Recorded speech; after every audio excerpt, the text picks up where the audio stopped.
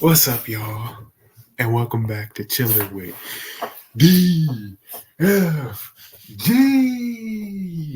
And that's me. This is Nola. Say hi, Nola. Yeah. Nola's going to be joining us today. So, yeah. If you want to just watch her be a dog for the whole video, be my guest as long as you watch the whole thing. And like and subscribe.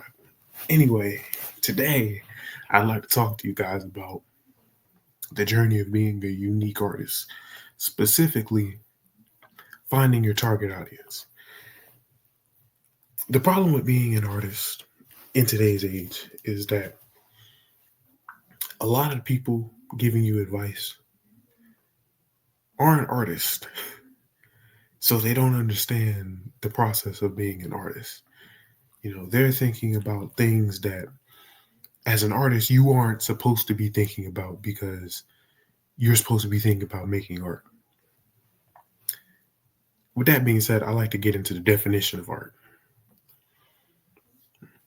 The Oxford Dictionary defines art as the expression or application of human creative skill or imagination, typically in a visual form such as painting or sculpture, producing works to be appreciated primarily for their beauty or emotional power. Now, I understand that definition specifies specifically visual art, but don't be fooled. Music itself is an art form. With that being said,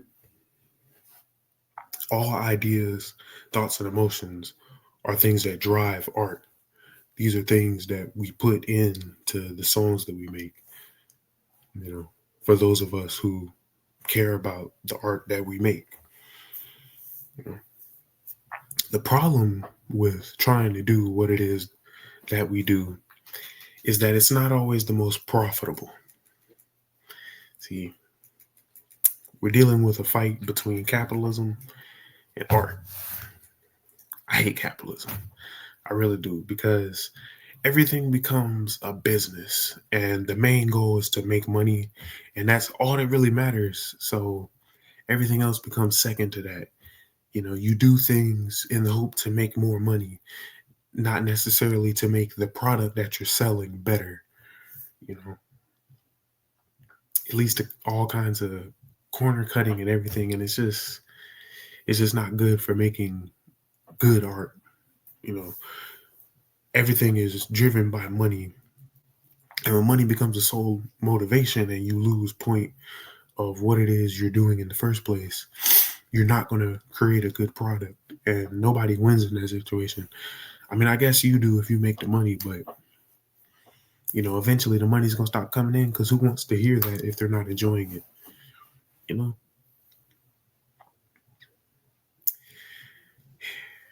I'm sorry that we're gonna move on. Anyway, that being said, when your main goal is to make money, your goal is to become efficient at making whatever the product is.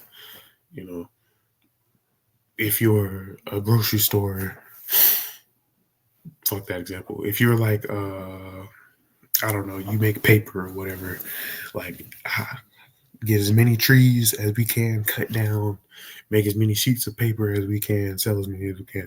Like, that's efficiency. In order to be the most efficient, certain things, gonna have to get put to the side.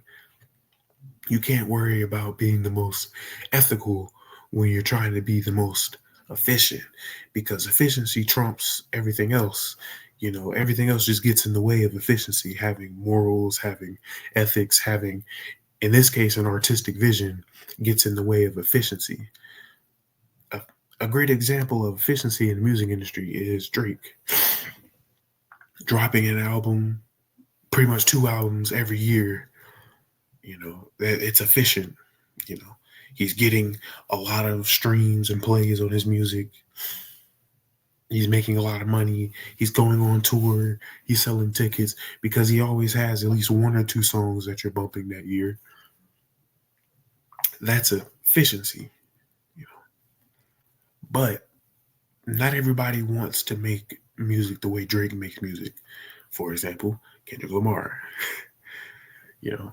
But That's just not how everybody wants to move, and it is in general better when you don't drop two 30-song albums every year because it allows you to make better songs when you do drop. You make a better album because you're giving yourself space to really like get in to the creativity process. Sometimes you have to step away from the easel so you can see things a bit differently, come back in with a different perspective, and make a masterpiece. But when your only goal is gotta get that green, that becomes a side thought. Just fuck it, I'm gonna go to the studio and just do something and then drop it, and then you do that enough times, drop enough music, and you get enough people to like at least 2 or 3 songs, enough to listen to them all the time, then boom, you make money. But if you're like me, that doesn't satisfy you. You want to make the best possible art you can make. And the motivation to go after what makes money will ruin that for you. It'll steer you away from making the best possible art you can. And that's the struggle that you deal with, when you decide to take this path in life. Because whether we like it or not, money is always going to be a factor. It just is. That's the world we built, and we have to live in it until enough of us get tired of dealing with the bullshit and we, eat the rich and all that. But until that happens, niggas got to make a check. And in the struggle to make a check, you got to make decisions, and art is expensive, man. At least music is. It's expensive to get into the music business, and if you want it to pay off soon, like it's very tempting to take the route of just following trends and just whatever makes the most money. But for those of us that want to be unique artists, we cannot let that, we cannot get into that tunnel vision mode. We gotta be able to step back and see things like clear and from all different angles, and understand that the money will come. We work hard, establish a solid fan base of people who enjoy the music that we make. We will get to where we are trying to be. And that kind of leads me into my next point, which is, well, that the point of the video, finding your core audience. Find the people who like what you make. Fuck trying to make, music that will appeal to the most people. All that isn't necessary. We don't need to do all that. All that isn't necessary. Like, you can just find people who like the kind of music you make. There's always somebody out there that will like your music. The problem is, it takes a lot of work to establish that fan base when you're not riding those trends, but it's more worth it in the end. Pretty much every artist who, has just gone for riding trends has disappeared after a handful of years. And the artists who really stuck with their craft, and kept pushing, they're the ones that stick around. They're the ones that we talk about.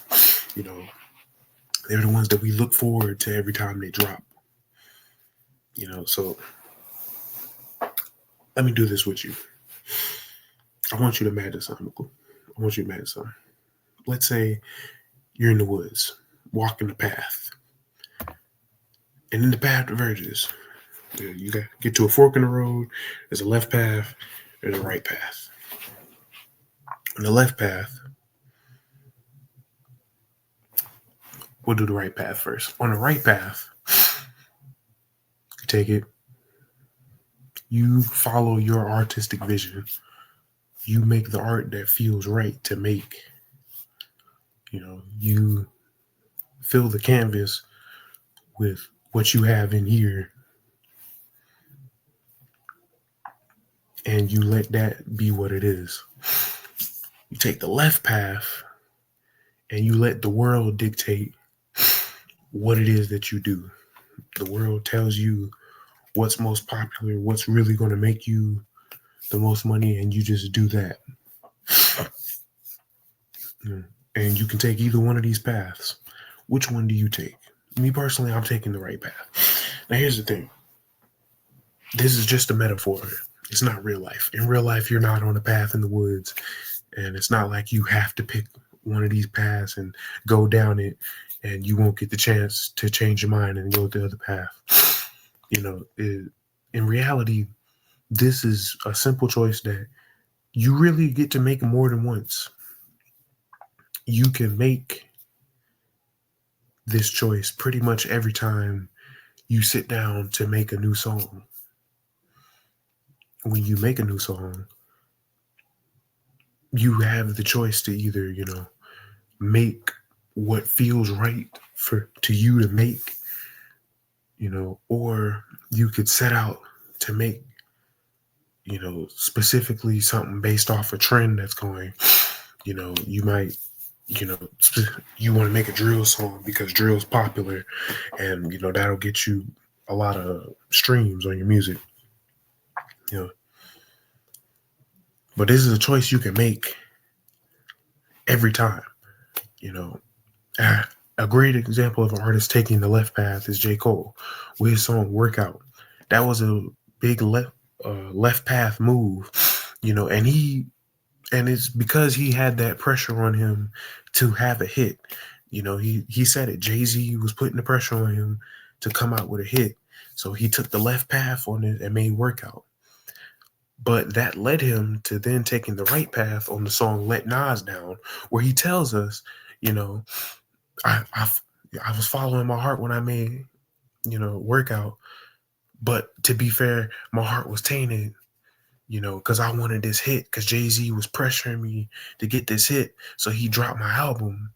And, this is where my mind was at when I did it. That was a big right path move to make that song.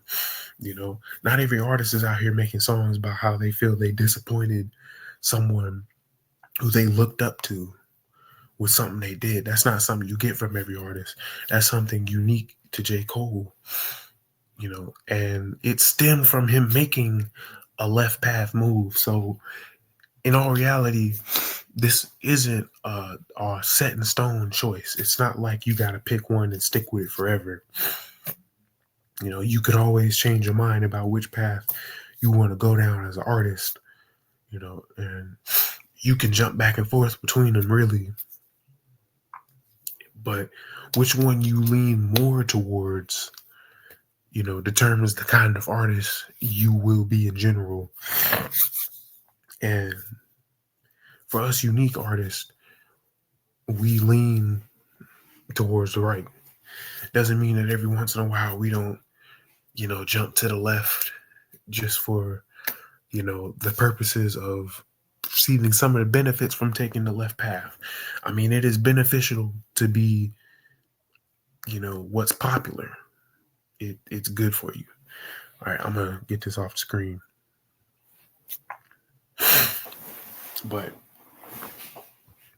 at the end of the day, for us that want to be unique artists, the art has to be the main factor in your decision making the majority of the time. Because if you make good enough art, you will benefit from it. And oftentimes you will benefit from it more than the people who ride trends. It might take longer, but it's worth it. And I get it. The money is a big motivating factor. Money and art have a complicated relationship. It's more of a toxic situationship at this point. Like, the money is holding art hostage. In the society we live in, things that make money are kept around, but they're squeezed at every opportunity to increase the profits that's made off that thing. And by by side effect, things get worse.